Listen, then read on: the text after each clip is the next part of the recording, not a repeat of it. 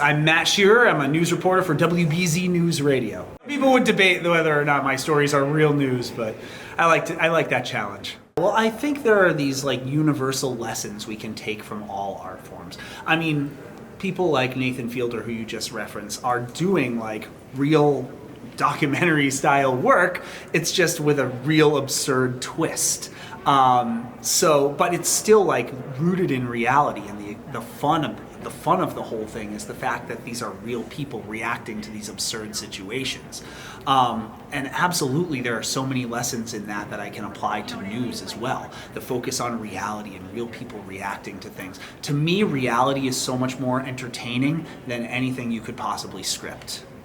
I just think you want to make your stories worth watching, because there's so much competition out there, not just from other TV or radio stations, but from everything on the internet. And you gotta stand out, and you gotta make it worth their time. And if that means having a joke here, cracking a joke or something, or throwing in just a weird off-the-wall piece of B-roll or footage, it makes the video that much more engaging and entertaining, and it's so worthwhile. When I started this job, it was very typical stuff oh, hey, there was a shooting on that street, or a fire on that street, go cover that. But I made this commitment to myself that I was going to demonstrate to the newsroom that my strengths were in the more creative stuff, the thinking outside the box with offbeat stories, whatever it may be. And so I flexed that as much as possible. Early on, it was through audio editing and showing all these cool audio tricks that I knew how to do. I was like, this is gonna, and then, when they asked me to start doing the TikTok stuff, I was like, okay, but I'm gonna do it my way.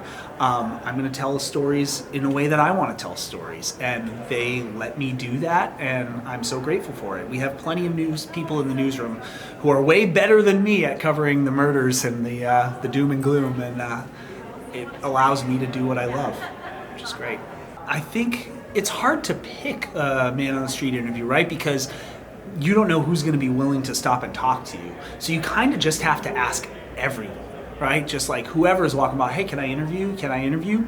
Most of them are going to say no, and that's totally okay. That's normal. The ones who do stop and talk to you, engage with them for as long as you possibly can, and ask follow-ups. Listen to them, make eye contact like you're doing right now. Pay attention to what they're saying so that you can follow up with stuff, because the more you get into the weeds of what they're talking about, the better their responses are going to get.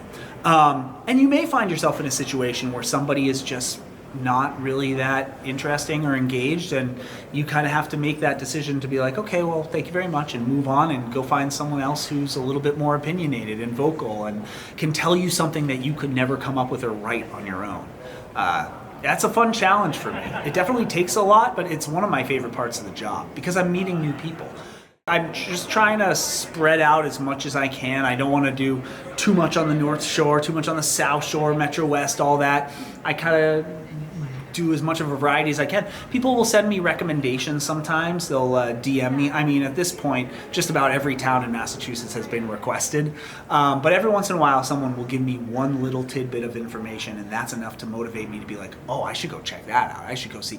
And that's about as much research as I have going into a town. I don't want to go in with too much of a plan, because then it just feels so scripted and structured. I want the listener to have this feeling oh my God, I don't know what's about to happen.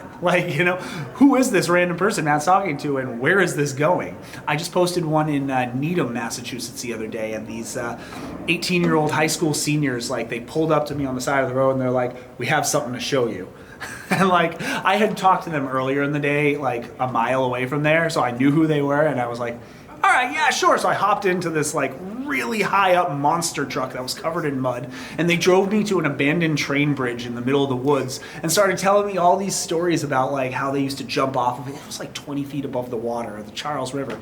And they're yeah, we all used to jump off. This kid ruptured his spleen, and this kid set off a firework, and it lit the whole thing on fire. And I'm this is amazing stuff. This perfectly captures the youth experience growing up in suburban Massachusetts, where there's not a whole lot to do outside of going to your local coffee shop and getting a drink and hanging out. It's you have to make your own fun. And I captured it through those kids' experience and their stories. So that is just so fun to me. It's like treasure hunting.